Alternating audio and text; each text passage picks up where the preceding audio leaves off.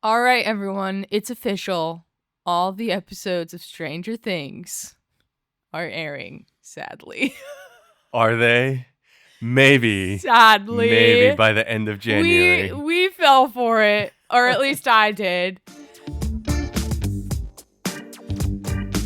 This is a Fifth Star podcast, and normally we review movies, but today we decided to react to Stranger Things Season 5. So, Albert, what were your thoughts?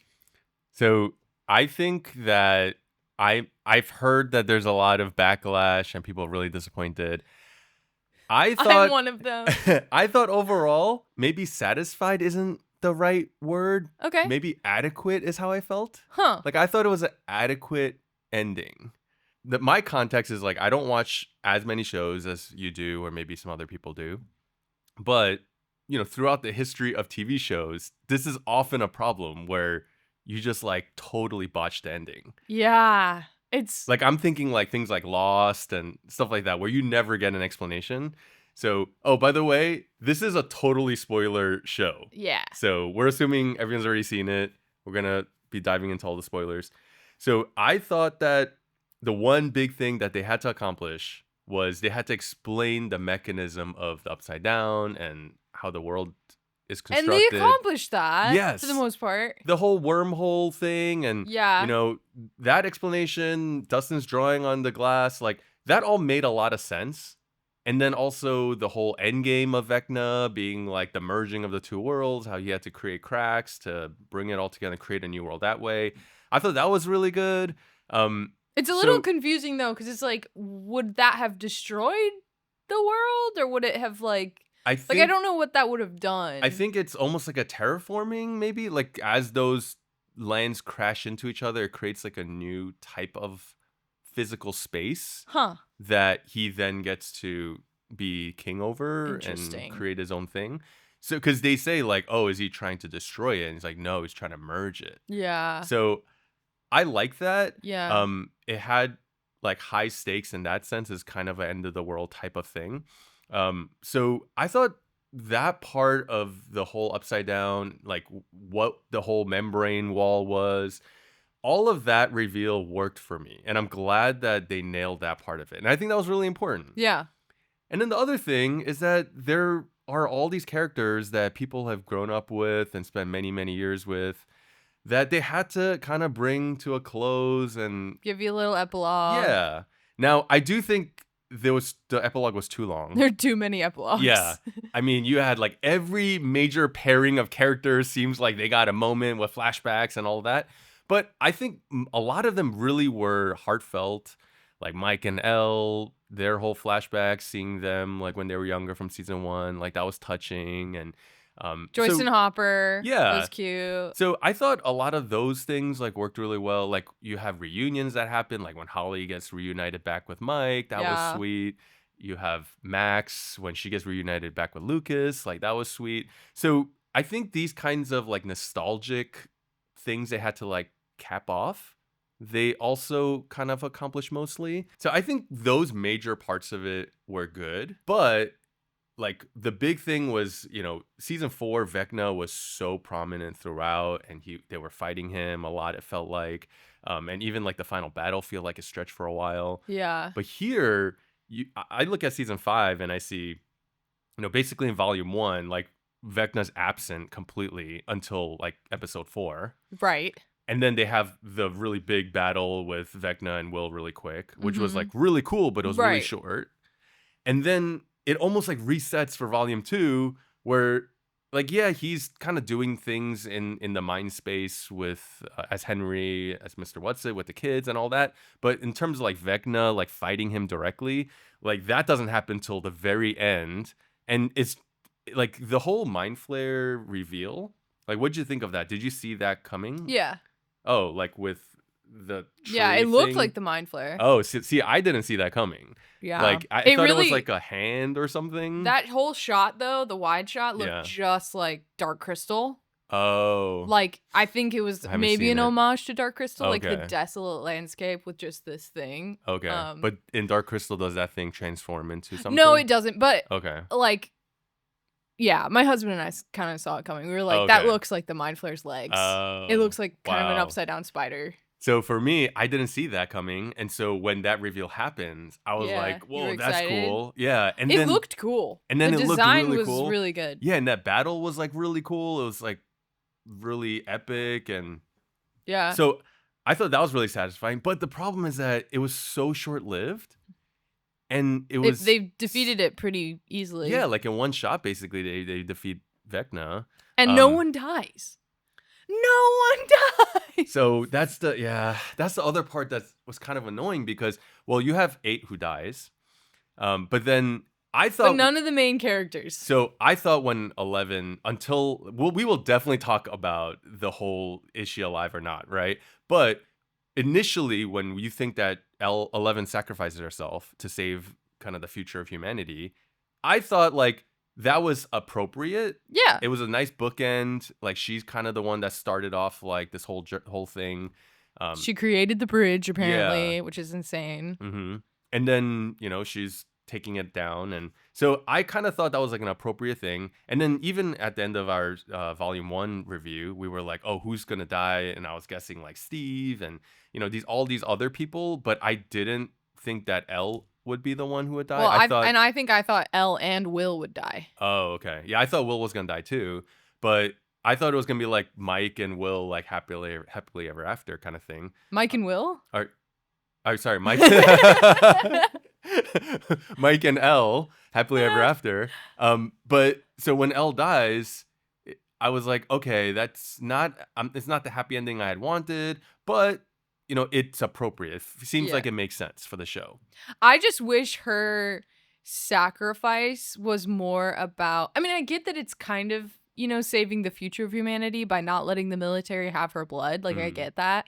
But at the same time, I wish that her sacrifice had been more like she had been the one to kill Vecna and then, like, die in the process. And I think that would have been more powerful for me.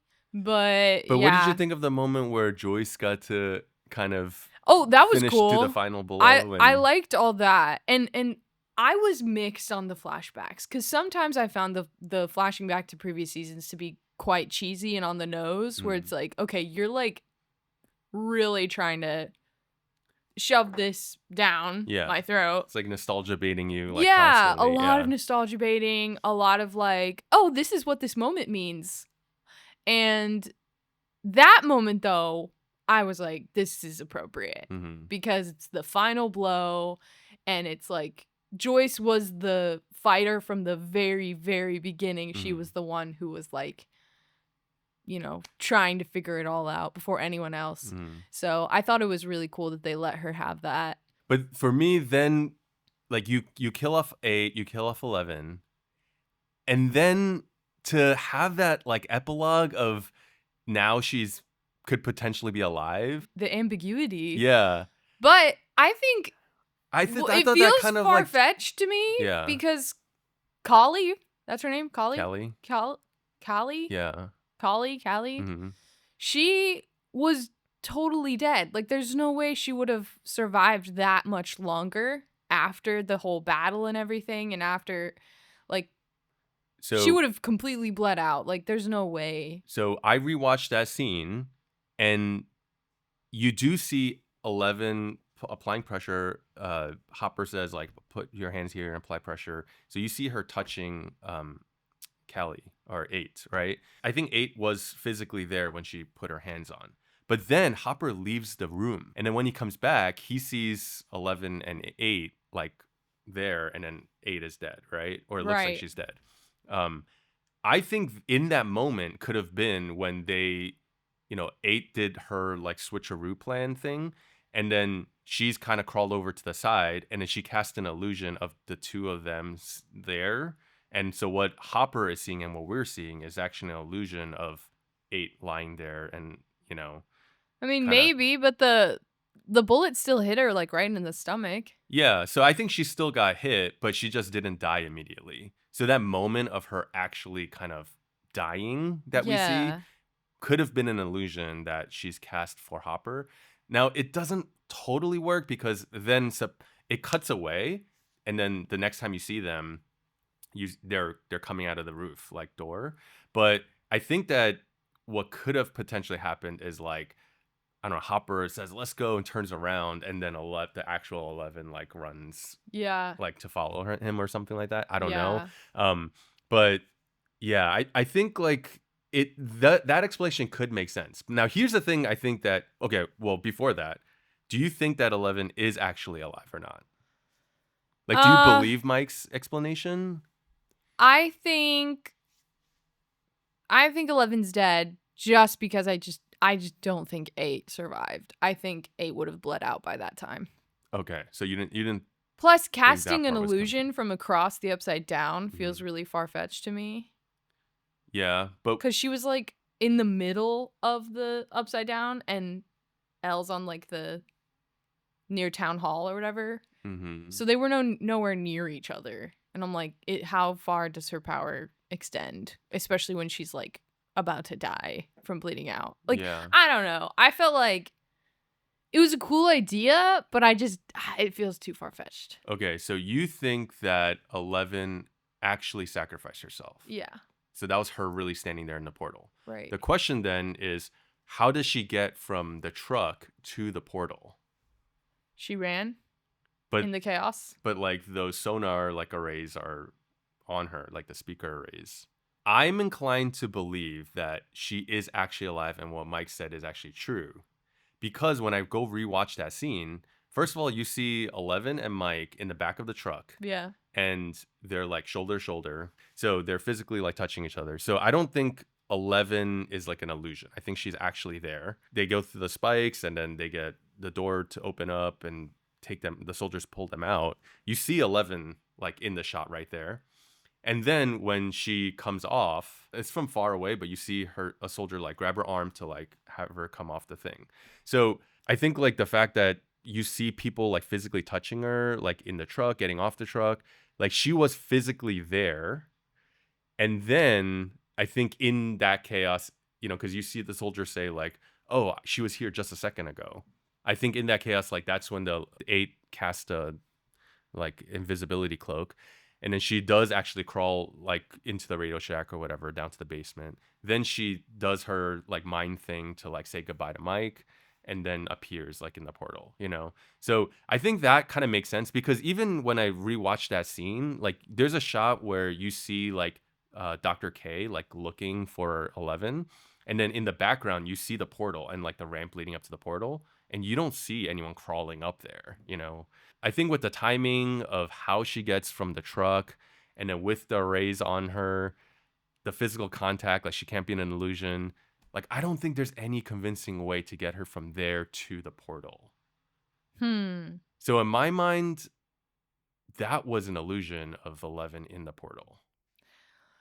I guess my only qualm with that is that it makes 8 seem so much more powerful than we originally thought. But this is a problem throughout the whole show, right? And it makes it seem like 8 could have done so much more than she actually did in the show. Like that would be a little bit frustrating because it feels really OP at the very end.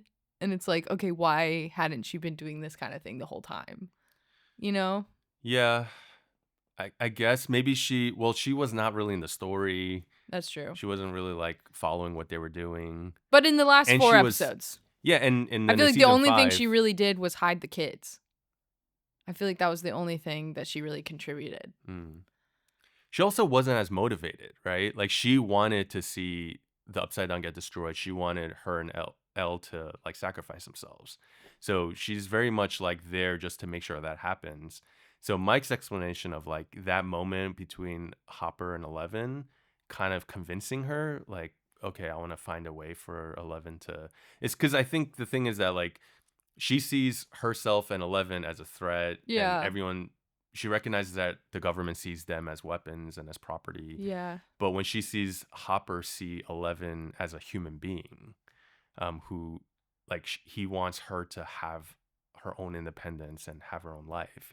Which that was a really good scene. Yeah. I thought his whole speech was really well done. I agree. That's kind of how I felt throughout the whole show. Is I kept having sort of whiplash between like cringe and oh, I'm really touched emotionally. Yeah. Like there were a lot of scenes that felt really, really well done. Mm-hmm. And then it would cut to a scene that was like, ooh, this is kind of cheesy. Mm. Dialogue, it's too dramatic. The dramatic close-ups, they kept doing those. Yeah. It was almost like they were trying so hard to like push all the sentimental buttons to Mhm. like the max to Yeah. make sure everyone was like crying by the end and Right. yeah, super nostalgic about the fact that the show's ending. Now, the thing is for me, like because I just started watching this show for the first time like this November. year. Yeah. Or just a couple months ago. Like I don't have all that nostalgia tied to everything. So maybe like the fact that I hadn't waited all these years for this final season and stuff, like I didn't feel as disappointed. That could be, Do you yeah. think that might be why like you and maybe other like diehard fans are kind of disappointed by the ending? I think I think that to me, and this is coming right after rewatching the first 4, Mm-hmm. I felt like season 4 was so strong Yeah. that to go from that to season 5, it feels like such a step down. Mm-hmm. And they had 4 years. I mean, they were postponed because of the writer's strike, and I get that. Mm-hmm. But they had 4 years to make this the final season. Yeah. And they knew it was going to be the final from like years ago. They Yeah. announced that a while ago. And I think that it just kind of felt like a letdown because of that. Before Volume 2 came out, we talked about Volume 1. We had a lot of theories. Mm-hmm. I've talked to other friends who had a lot of theories. And, like, honestly, I feel like their theories are better Yeah. than what we were given. Mm-hmm. And then on top of that, I had heard about the whole conformity gate and, like, there's gonna be a 9th episode. Mm-hmm. And so there was, like, a big part of me that was like, oh, that's why the finale is such a letdown. It's because it's not actually the finale. And I Mm-hmm. had, like, this, or the internet gave me this faith that the Duffer Brothers were being really clever and, like, Mm-hmm. trying to pull a fast one on us. Mm-hmm.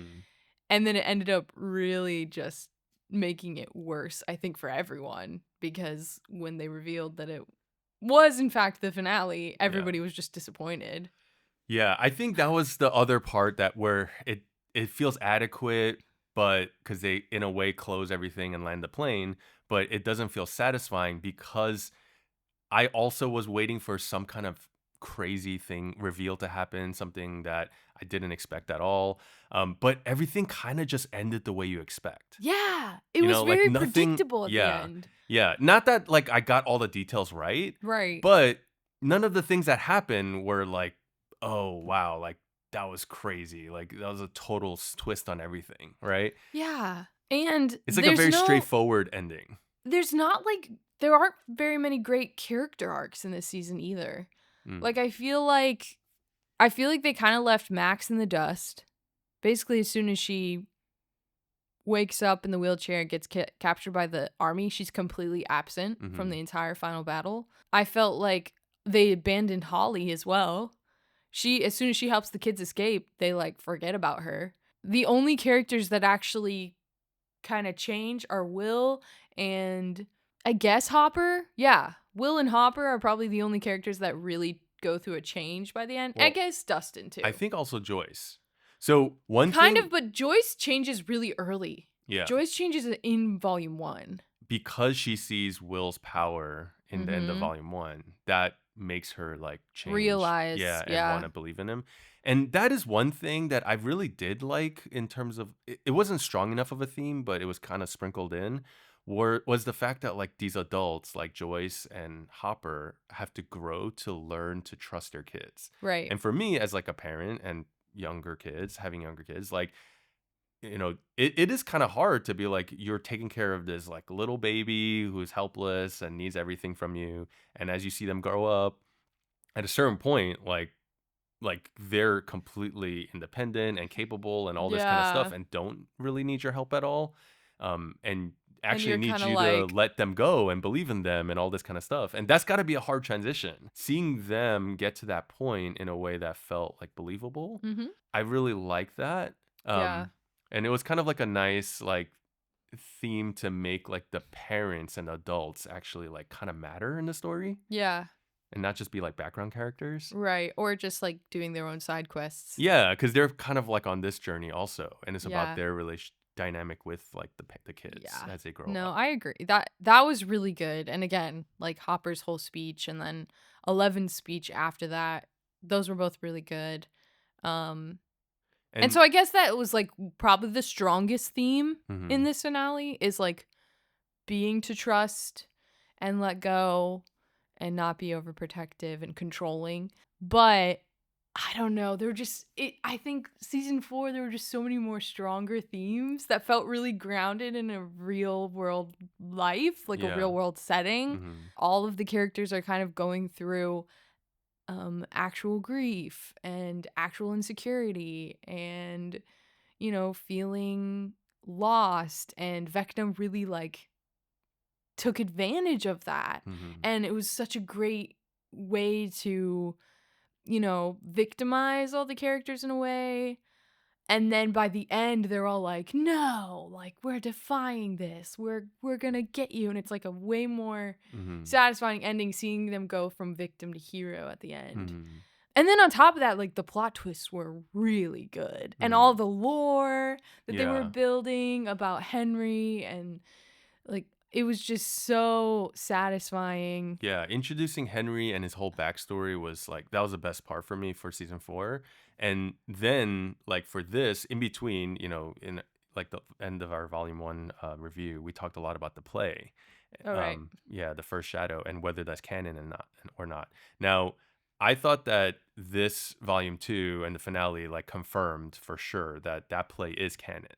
But they didn't delve into it at all, which is Well, maybe a good thing. I mean, so like you see the scientist, but it doesn't explain who he is and how he got this case and all that kind of stuff. Like you Yeah. can only know that from the play that this was a Russian scientist who was working in Brenner's I mean, lab. maybe he didn't have an accent. Yeah, well, He he had was an a American accent. yeah, but he was supposed to be like a spy, like a Russian spy. Now, this is where the plays are a little weird because in the first like West End London one, they actually say like he was a Russian spy who like steals the particles. Right. And then the Um, other one they didn't and then say. in the Broadway one, they just say it's like a A scientist kind of Yeah. guy. Yeah. Well, and it was interesting too because in the show he says like, don't touch it, it's dangerous or Hmm. whatever. Like it almost feels like, without the context of the play, it almost feels like he's trying to destroy it.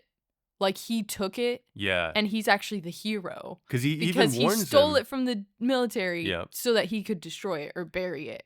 Yeah. Because he also warns a lot. He also warns Henry, like, it'll take over you or something like Mhm. that, Mhm. right?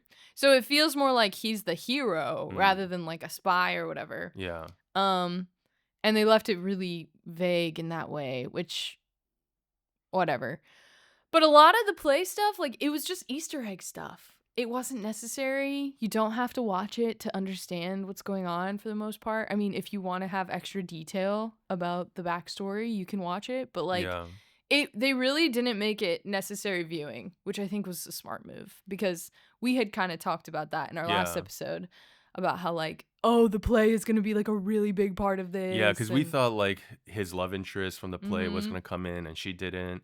Um, or the memories were going to be explored more, but they really weren't. yeah. I mean, I think watching the play or kind of knowing about it in detail before watching the finale and volume 2 kind of hurt it for me Oh, because then when all the cave reveal happens and stuff like that, like none of that is a surprise. It's just like, oh, I already knew all this, but we're just getting a little more detail of how it yeah, happened. I kind of wonder if people who don't know any of this stuff, like from the play, like found it more of a reveal, like, oh, maybe, like this is the yeah. origin story of like Vecna. Um, but I went back to season 1 and rewatched, like, I actually scanned all the seasons last night. What do you mean you scanned I them? was like watching it on 1.5 speed on Netflix and kind of like hovering on the mouse and anything that was like Brenner's lab scenes or, You rewatched those yeah, bits? rewatch those bits. And in watching season 1, you actually see like, if you see all of 11's flashbacks with Brenner, like it's going consecutively to like through like how he's first getting her to like be able to like read what's on her paper, what's on his paper, and then like Brenner shows 11 a picture of this like what seems like a Russian guy, like soldier or something, and says like the next step is like for you to find this guy. So I think that in the Duffers brothers' mind, like the West End explanation is the original like canon explanation that it was a Russian scientist who tried to like steal the thing. And then so then what 11 does is like she goes into like her black mind space and then sees like a guy in Russian uniform, soldier, and he's talking Russian and she's like overhearing. So I think that that's how Brenner finds out about what happened to this scientist, that he went to this cave and then that came across this boy or whatever. However the Russians found out about it, like I think He would have that's been long dead though. yeah, but I don't like so they don't explain that part of it. But I think that's how he ends up tracking. Maybe that's how he tracks like where the Henry? scientists went. Oh, he's looking for Henry though. No, so not I don't think at first. Maybe he is I like feel like he's training her to so that she can find Henry. yes, but like that next step was the scientist first before the Henry Demogorgon scene Because happens. he doesn't know the scientist is dead. Maybe like I think it's like where did that Maybe. scientist go? What happened to him? You know, where's the mind flare particles?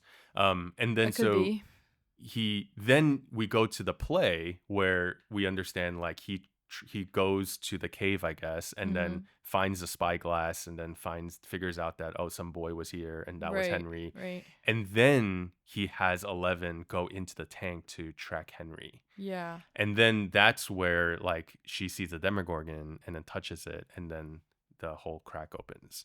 Yeah. So I think that like rewatching that kind of makes sense. And then with the play, I think that was the plan all along. I almost feel like they should have made it clear that the guy was a Russian spy, because the entire Russian plot line from seasons 3 and 4 ended up being completely pointless. Yeah, and I think that's why the third season is kind of more tied in because of the whole Russian spy thing. But season 5 made it like completely pointless because they never brought up any of the Russian stuff. That's or like true. How they had a particle storm or a bunch of Demogorgons and like what were they doing. Like the show doesn't address it at all. Yeah. And I think it would have been more interesting if they had made it clear like this guy is trying to hand this suitcase over to the Russians. Yeah. And it's like, okay. Yeah, because we don't know how the Russians got those Demogorgons and the mind flare particle, like, and in why season they're 3. trying to open a gate too, and like what are they doing? Exactly, how they even found out about all that stuff. But it would make sense because if the Russian spy was there in Brenner's lab reporting back everything that he was doing and what was happening, Right. then they would know like, oh, this happened. And they would even have known like that 11 had just opened this gate. Yeah. So, you know, then when... Well, no, because he would have been dead by then. He would have been long dead before 11. Oh. Because he got killed when Henry was a little boy. That's true. Yeah, that's true. So there's a lot of like loose ends. Yeah. And that's another reason why I thought maybe there's an episode 9. Because So I thought that because what at the end of the finale, I kind of was left wondering, okay, great, they closed this gate, but what about the one in Russia? Yeah. And the mind flare particle. So then I went back and rewatched and those 11 scenes. didn't open those. Yeah, but when I went back and rewatched those scenes, and in season 3, like it starts off with them with like the whole like key generator thing, trying to create a tear in Russia, and then it fails. And then the Alexei guy, like the scientist who like they kidnap or whatever, he explains like, oh, like the barrier was too strong there, but the location is important. And then so that's when they realize they need to go do it in Hawkins. And then the rest of season 3 happens where it's like underneath the Hawkins. Mall. Yeah. And so they create the tear there. But then, you know, when they explode the thing, it closes. So that's fine. But then in season 4, when we see the mind flare particles, when Hopper's in the prison, when they go back, like it's explained that the mind flare particles actually went into those dead Demogorgon bodies, or the ones they were growing, and then brought them to life. And then when they kill and burn all of the Demogorgons and Demodogs, like that's when the mind flare particles on the Russia side would have all been destroyed. So it's not the most satisfying explanation, but I think they do close the loop on that.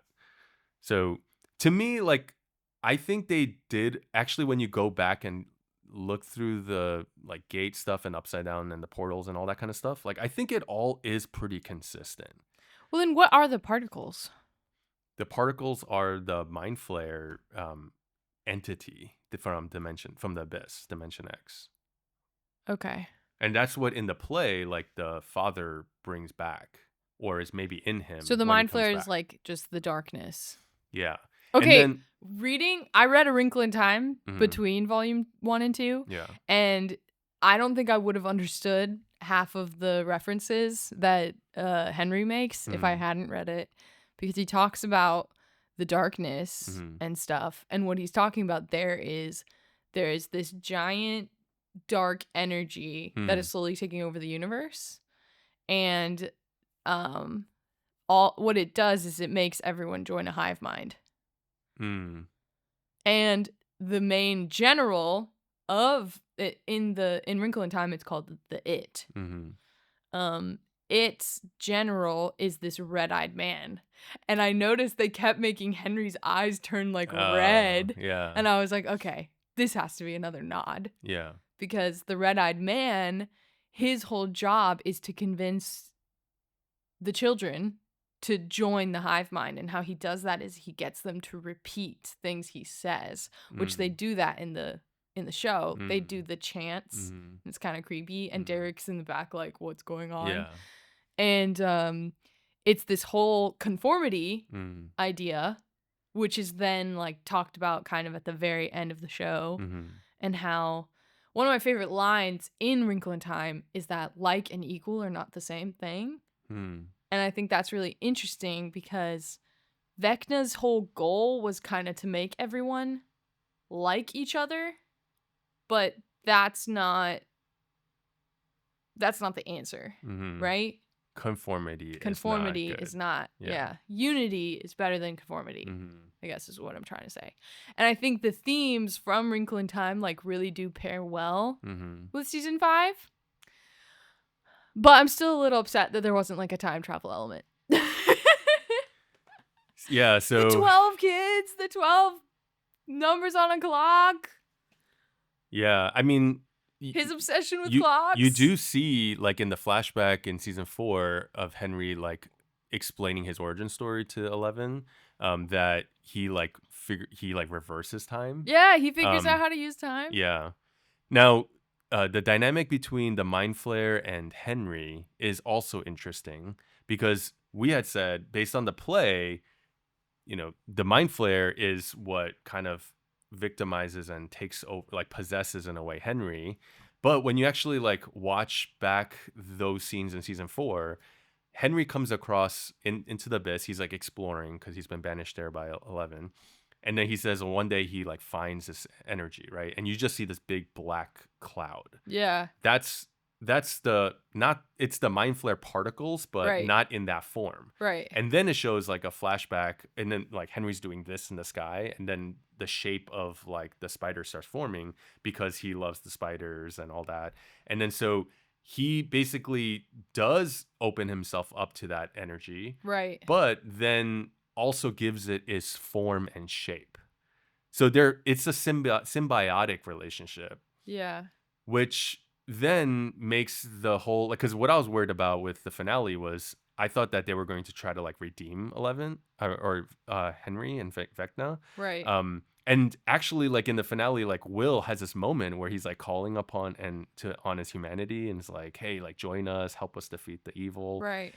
And I was worried that Henry would actually cross over to the good side.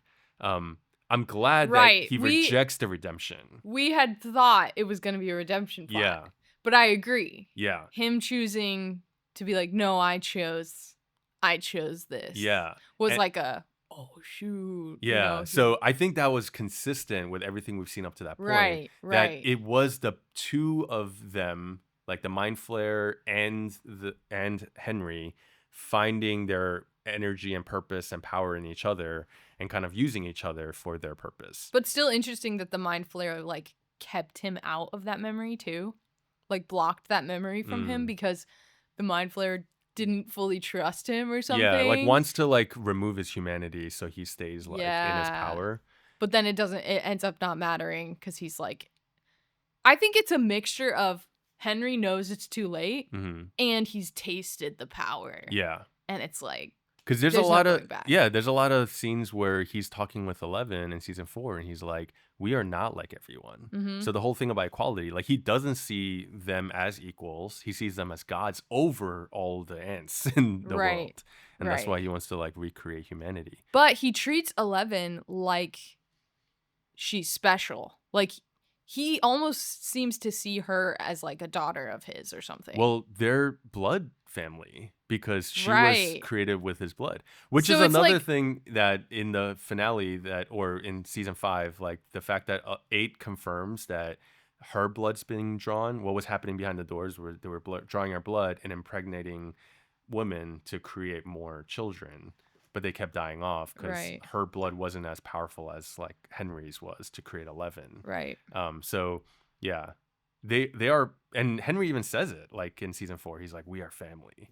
Right. And I think he sees that 11 is like him, Mhm. and then he realizes that that's not true. Like 11 has chosen the good path, and he has chosen the dark side. Yeah. And he can't convince her to join the dark side. Mm-hmm. So he tries to kill her in season 4. Yeah. And then what's interesting though is and this was one of my theories for volume 1, I really wanted Will to wrestle with that. I really wanted Will to wonder, like, am I, or like, could I become darkness after he killed the Demogorgons like so horrifically? Yeah. And I get that they're monsters, but like he used the same power Vecna did, and I kind of wish he had wrestled with like, am I like Vecna? You know what? Am I the darkness too? Like, and they didn't do that. He never like had to deal with that. You're right, because the volume 1 in season 5 like ends on such a cliffhanger with like Will's awakening, his power, and then he does nothing until this one moment at the end of the finale, right? Yeah. But he could have been totally exposed now, like to Vecna, and Vecna could have like tried to come back and leverage all his like insecurities about his like homosexuality and his fears and all that, and be like, look at what the world's done. They've cast you out. Like you and me, like we can rule over them. We can give revenge, and pay them back and all this kind of stuff. Yes. And they could have had that conflict ongoing so that when he has that moment of coming out to everybody, so that it gives up that power, it removes like Vecna's power over him. It would have been maybe more like important or substantial at that point. Well, and that was so weirdly timed too, because it's like the entire world's gonna end. But wait. Let me gather everyone together to let everyone know that I'm gay. Yeah. And then it ended up not mattering. Yeah. Like Vecna never used it against him. He never tried Nothing ever came from it. And it's kind of like, okay, why did... Yeah, so like your idea, I think would have been so much better, where if they had Will almost be like the main like arc in this volume 2, where he has to struggle with that and be tempted to the darkness and joining up with Vecna. And if we ourselves had gotten to see the visions that he had from Vecna, instead he just explains them like, you all hated me. And it's like, that would have been more powerful if we had gotten to see what he saw and see Vecna like try to convince him like, hey, look, I was also a misunderstood kid. Yeah. I was also bullied in high school. And like we're actually a lot more alike. People called me a witch boy, according to the play. Yeah. And you're what did they call him in season 2? Zombie. You're zombie boy. I'm witch boy. That's right. Look at how much we have in common. We could work together and make the world a better place. And like just have Will kind of like wrestle with like, wow, I do have a lot of power, but also I need to do the right thing. And like, I did think, though, I don't know. I did think that Will and Vecna's confrontation in volume 2 was good. Yeah. Where he's like, get out. Henry's like saying, get out. I thought that was really cool. It's kind of like in season 2 when he's like, go away. Yeah. Go away. That's true. But, again, like he's underutilized and not really fully developed. Yeah. Kind of like sprinkled in. Okay. I have an overarching theory on the whole show. I'd love to hear it. This all started with something that I saw in Conformity Gate. A lot of Conformity Gate to me was like I don't know. That's a stretch and things like that. There were so many incongruities. Anyway. But the one that kind of got me really intrigued was the idea that everything that happens after Steve falling is actually like an illusion from Vecna in Right, order to like pacify them and give them like a false victory. Why give them a 7-second blackout? Okay. So Anyway. the 7-second blackout was very intriguing. Right? So I stayed up till 2 a.m. going back through the previous seasons at all the major deaths. This podcast is getting to an unhealthy level. Give us a like if you think this is all... If you want Albert to continue staying up to us. Yeah, if you thought this was all worth it. But, so we have, in season 2, we have Bob dying, okay? Yeah. Now, that was a real death. Bob, Barb, Billy. Okay. Oh, I forgot to watch Barb's one. Everyone forgets about Barb.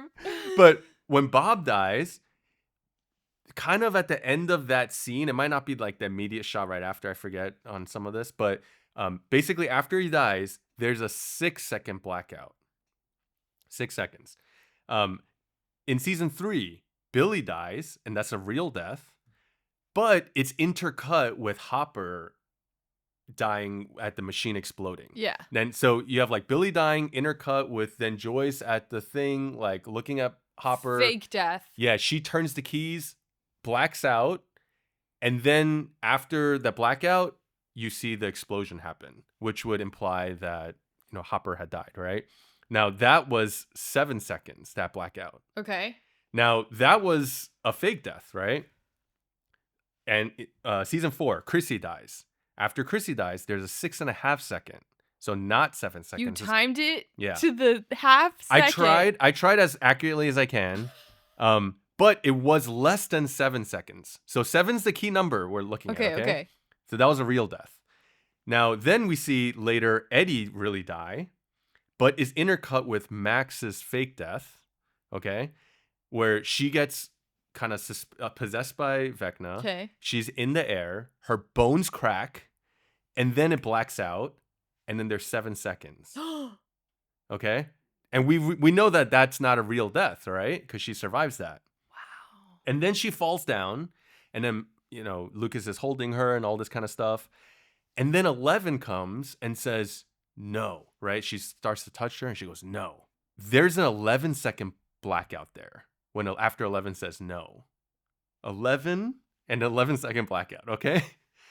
In season 5, now we get to Steve's death. 7-second blackout. Death? Or fake death, right? It's a 7-second blackout. Okay, now 8, when she really dies, there's no blackout. The action just continues straight through. And then when 11 fake dies in the portal, we think that she's died. There's actually 11 seconds of blackout after the end. 7-Eleven.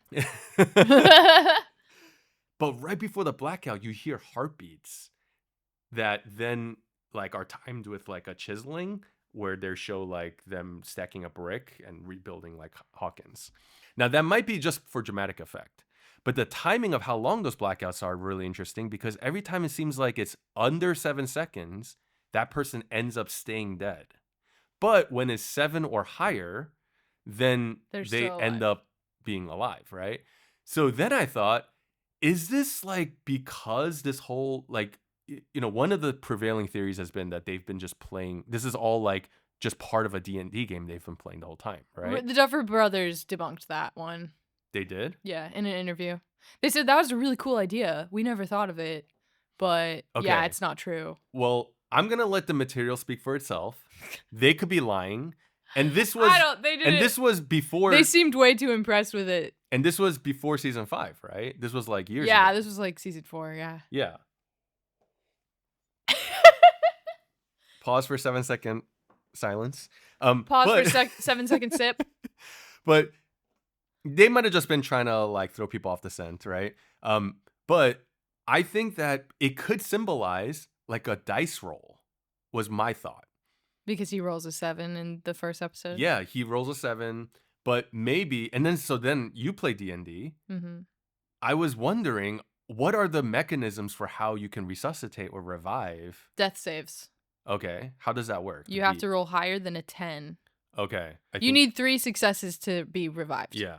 So that doesn't really line up with this number 7 theory, because I thought like maybe the 7 would have been the distinguishing delineator.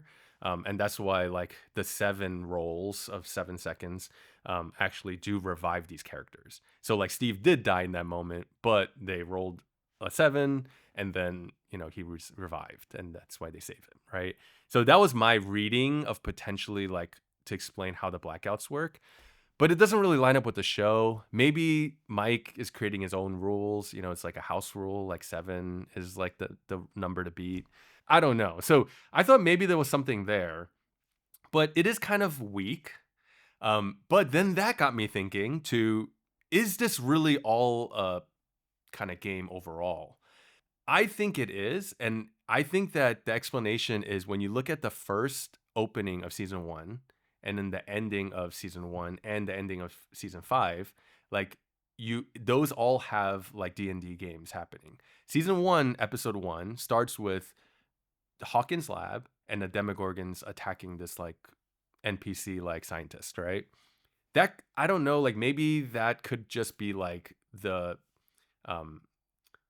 like, I don't know, like just setting the atmosphere of like, it's like a tease, right? But then it cuts to a sprinkler shot as Mike has like a voiceover, and then you see the kids in the basement, and then they're playing this D&D game. The Demogorgon gets introduced, and then they decide to roll for the fireball, and then the dice go off the table. And then while they're looking for it, the door opens at the top of the stairs, and then the mom says like, "Come on, like it's time, you know, to go or whatever." And then Mike's like, "We're in the middle of our campaign, right?" I think that door is actually like the gateway to reality. So in my mind, this is what I'm gonna call like the basement door theory or gate theory. The basement is the D&D game happening, and then the door is like the upside down to them. It's like this imagined reality. So when the mom comes in, it's not whether or not the mom is really opening the door or not. Like when Mike goes up after her, you never actually see him go through the door. You see him run up the stairs, and then right before he gets through the door, it cuts to the other side of the door upstairs where he comes out. I think once he goes up the stairs, everything from that point on forward in the show is imagined. It's like part of the game. I think what he actually does is he runs up and he closes the door, and then they actually pick up the dice and they continue playing. And then so everything that we're seeing after that is him narrating like the story, is my theory. But then, so he's the dungeon master? So he's the dungeon master. But a lot of things happen that he doesn't know about. Okay, well, I don't know about that. But now let's fast forward to the very end of season 5. It cuts to a sprinkler shot outside of Mike's house again. The same exact shot. Right. They did that intentionally. Yeah. They wanted to bookend. Yeah, it's a callback, right? It's a bookend, yeah. But then you see them in the basement. They're doing all the grown thing. up. Yeah, and they're you know, finishing out their game. And then you have Max saying like, "That's it? Like, I thought you were some master storyteller or something." And everyone's like, "Oh, you know." And then Mike continues on and he says like, "This is what happened with the night, and this is what happened with whatever." And it's interesting that the whole time he's not referring to like them by name, like he's using like their character names. Yeah. And then even when he talks about L, like we see 11, but he refers to her as Mage. So it is interesting that he's talking about them as the characters, right? And then and then right after that, they say like, "Oh, I believe," you know, he tells his theory of what happened. They're like, "I believe." Oh my word. Then the door opens with the mom. Same exact thing. Right. And then he turns and he says, "We're actually done. So we'll be right up," right? So I think that is now the conclusion of, now I don't think they've actually been sitting there for all and then those Holly years. comes down with all her friends. Yeah, but before that, like they put away all their books and stuff like that, their binders. And I think them crying is not like so much about 11 because she's real, I think it's about like this whole campaign that they've been playing for all these years, right? That they've been playing as they've grown up, like this one massive campaign that they've fallen in love with this mage character. And then this whole I believe thing is more about like, I believe she's actually real. Like she's like, this fictional character we're so invested in, Yeah. like is actually real. Like she lives on in my heart, right? And at the end of this campaign, they're putting away the books crying because of just like being emotional, like letting go of this campaign that they've grown up with, right? And then they go upstairs, and then you actually see Mike go up, and then halfway up he stops at the stairs, and then you see Holly and the other kids run down the door. They actually come through the door, and then you see him go out the door and close the door, and that's the final shot. So it was like the Truman Show. Okay, explain. Well, someone said that that's like the closing shot of the Truman Show. Oh, okay. Yeah, so I think that match of the mom, is kind of like indicating to us like this has been one long campaign.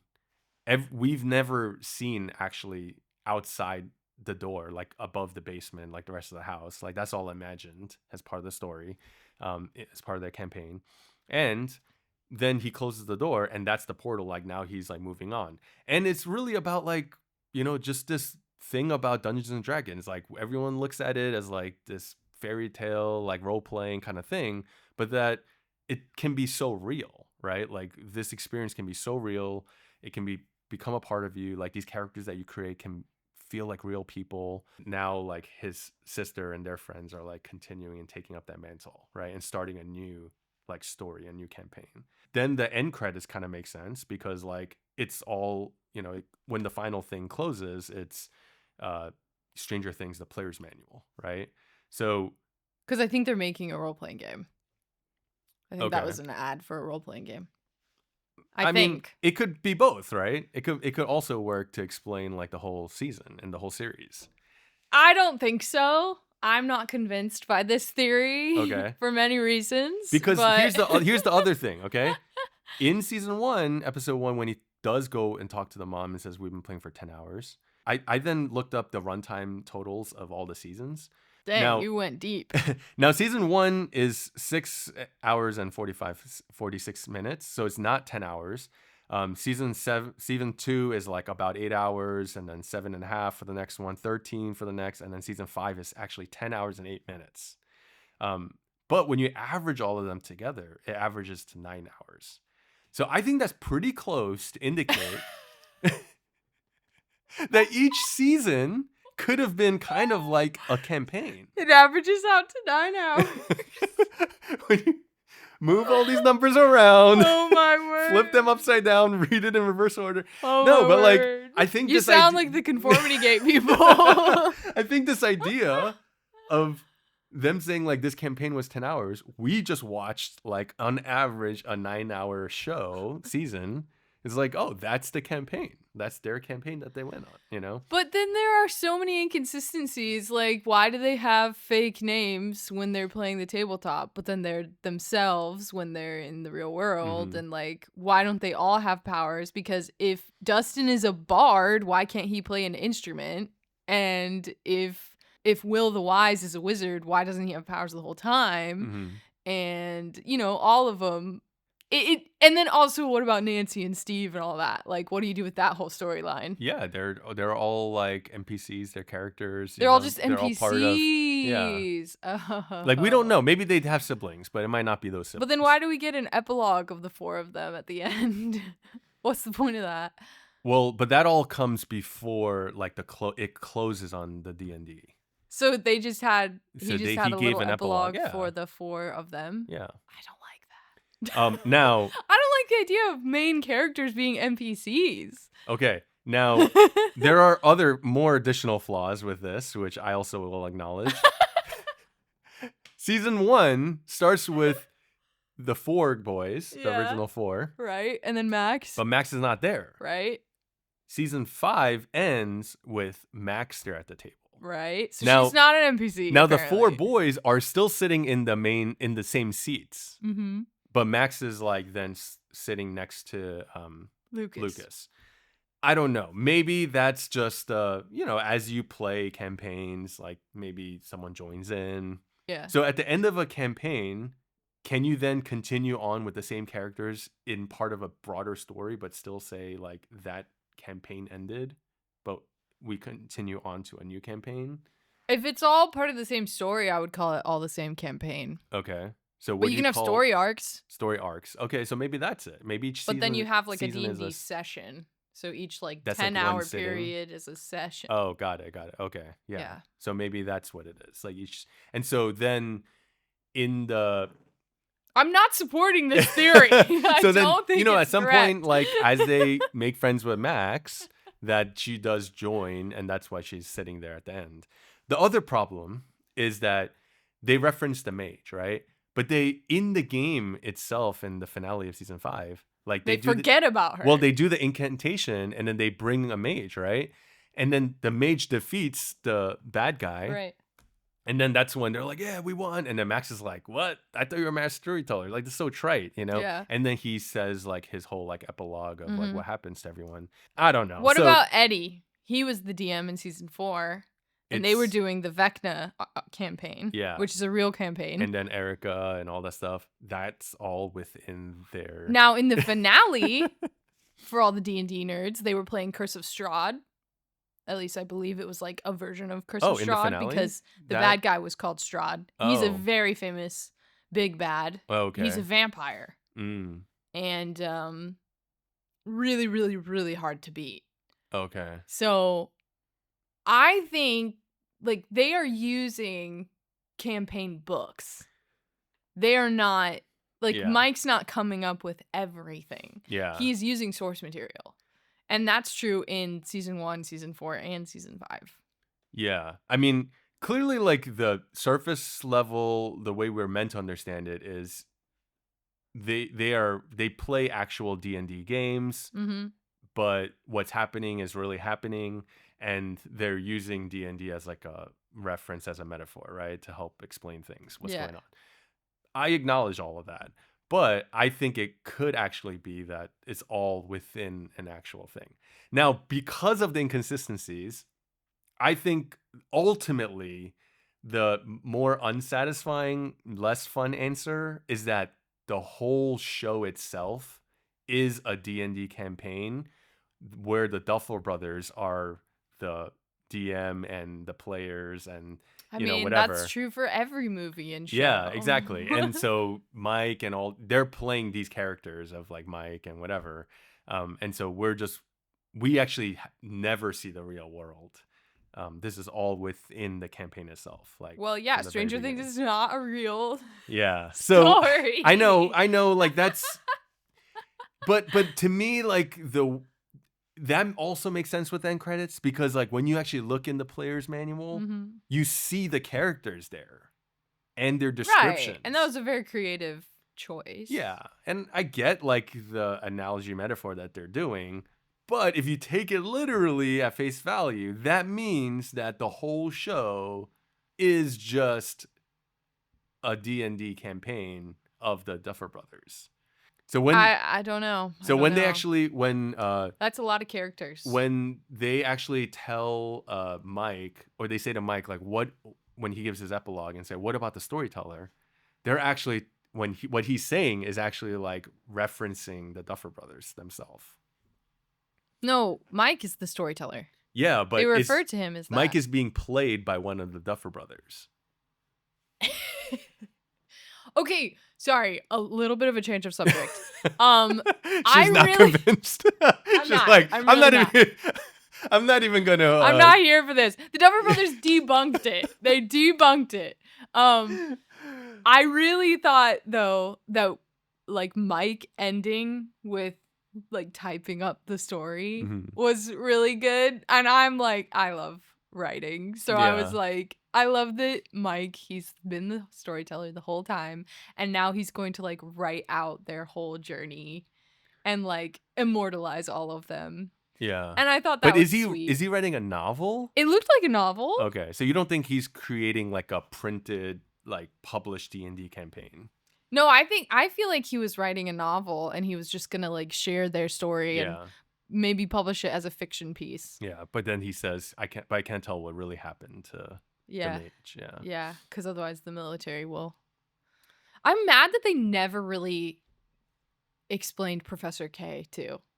Like, she never really felt like a real character, and also didn't know where she came from. Like, she wasn't tied to anything. Yeah. She was I introduced. I also think that after Brenner goes away in season 1, he's basically like filled in with Professor K. yeah. Yeah, No, and no, she. not Professor K, but in season 2, Paul Reiser's character. And so But Paul Reiser's character ended up having a lot more complexity. that's true. But to me, like Dr. K is just like the next Another person. replacement. Yeah. And It's she just like even another looks suit. like him. Like they gave her the Brenner? same Yeah. haircut. It was so bizarre. And I kept thinking, like, okay, I get that she just represents the military, but it felt like she had personal investment. And I was really upset that they never really explored that. They kind of just dropped her. In volume 1, she felt pretty important. Volume 2, I was like, she doesn't matter to the plot at all. Yeah. She's just like an obstacle. Yeah. And that was kind of frustrating. I agree. Yeah.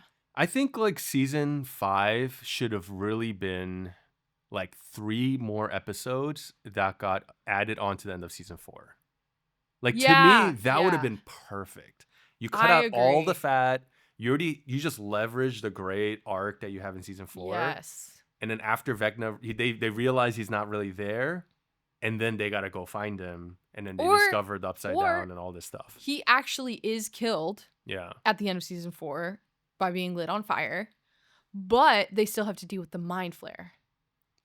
And I guess Dimension X or whatever. Yeah. And then they can like in 3 episodes figure out how to stop. That's true, because then you can cut out down. all of the Henry stuff with the little kids and all of that stuff. Yeah.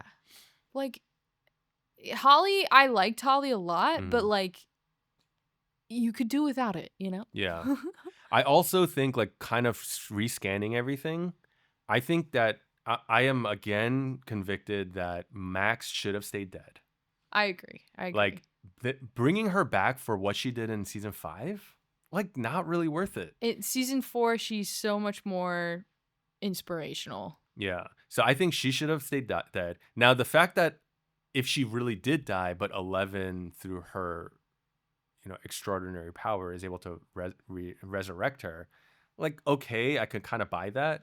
But then for her to just be in a coma the whole time, and I don't know, like, it's like either let it be like Elle can actually resurrect her like on the spot and she like fully comes back too and is a part of the gang, or like just kill her off. But I think they should have killed her off. And also, maybe this is a hot take, rescanning through season 1, I actually thought the reason why it worked well was because it was about the kids and not about like the older kids. And then as season 2, I mean, yeah, like Jonathan's there, like looking for Will and all this stuff and the parents. But like when season 2 and on, where it becomes more about like Nancy and Jonathan and their whole relationship, and it keeps coming back to that. And then season 3 is like, now you're introducing Robin and, whatever, like Steve, and like or Steve was there, but like, Robin and Steve's friendship and all of that stuff. Like, that's why it just gets so big the more seasons you go on. There's too much going on, too many characters. I mean, I agree, but I also think Joyce and Hopper were really strong in season 1. Like, Joyce's whole plight of, like, being gaslit by everyone, being told she was crazy, but still, like, choosing to believe and have hope is so strong. Okay, then it should have been just parents and kids. It shouldn't have been the teen kids. Yeah, we didn't need Murray. We didn't need, like, well, Murray's an adult. All the Russians. I don't mind him. And I think I don't mind the Russians. I think the whole series should have just never added on Robin. Shouldn't have added on Nancy. I actually and Nancy's a great character, right? But I think her, Jonathan, all that stuff is like, I'd like their whole unproposal thing. I don't know. At the end of the day, I don't really care. Like, neither of them ended up with Nancy. I don't care. it could have been with Steve. It could have been with not Jonathan. I wouldn't have cared. You know, like it doesn't matter. Like it's more about the kids, right? It's more about Dustin and Mike and Eleven and I get what you're saying. The only teen I think that should have joined up with them is Steve. Right. Other than Steve, like I do not care about any of the other older kids. Yeah. No, I get what you're saying, because I think the heart of the show and the heart of season 1 is love conquers evil, right? That's been the theme throughout the entire series. Yeah. It's what gets it conquers 11, fear and yeah. And it's what gets 11 introduced into our throng. My favorite scene to date in the whole show is the quarry scene where Mike almost jumps. 11 saves him. And then Dustin is yelling, "She's our friend and she's crazy." Yeah. And then they all just like hug each other. Yeah. It's so good. It's just so... That's the show. That's the entire show. And everything else, I don't care about. I agree. And that's the very first image that we see in the animated in the credits. I was so happy about that. I was like, yes, that's like my favorite shot. I agree. That is the essence of it. It's the three of them. No, it's not. It's not just the three of them, but really, that's like the heart of it. Yes. That moment, that whole like I'm going to stand up for my friends. I'm going to sacrifice for my friends. I'm going to, do whatever I can because I love them. Yeah. And I think that does play throughout all 5 seasons, but then there's all this additional stuff that kind of clutters it a little bit. It should have been all the characters as they were relevant in their relationship to the kids. Yeah. Not with each other. So Hopper and Joyce, like the kids don't care about that, right? Like they don't need to know all that stuff happening. All the drama with Nancy and Steve and like we don't need to know about that because it doesn't matter to the kids, right? But as their siblings impact the kids directly and their relationships, yes, we can keep that. We can keep the Eddie and Dustin because that matters to Dustin, right? Like that's why it matters and is relevant. Like Robin and Steve doesn't matter. I will say though, like going back to the Nancy thing, I think the choice to leave her alone at the end was really solid because it shows that like her love for Jonathan and Steve can just remain platonic, but it's still real. It's still like deep love for both of them, I think.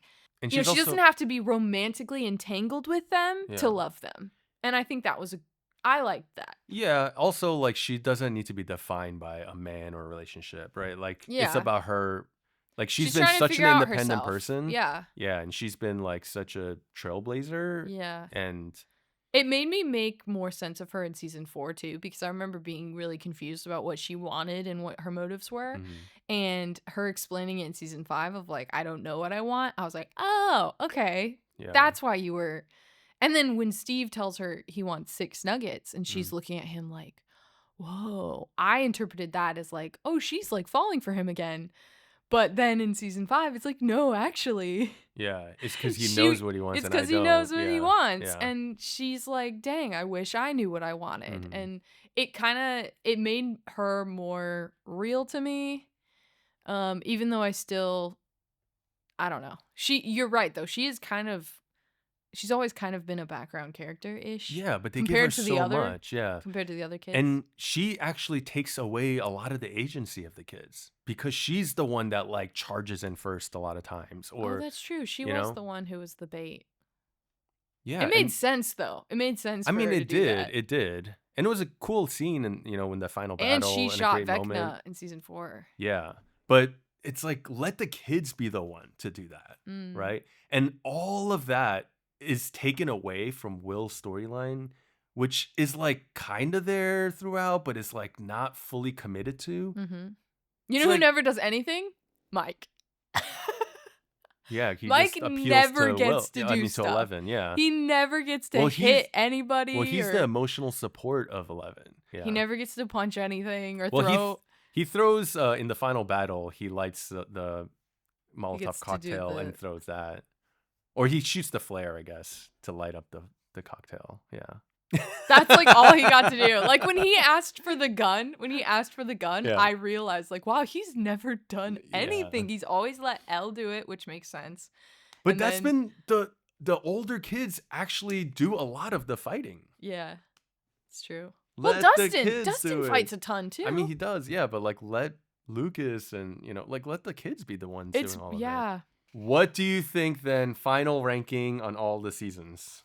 It's still 1, obviously, then 4, then 2, then 5, and then 3. 3 is still the bottom for me. You know what? I 100% agree with that. Yes! I totally agree. 1, the best. Then 4. And then I was like torn between 2 and 5. Me too. Yeah. Because 2 is not super strong, but it's still better. But when I went back and scanned through, I actually think 2 really works well because it has its own arcs. It develops. That's when we get introduced to the Mind Flayer. Yeah. And then, so 5 is 4th.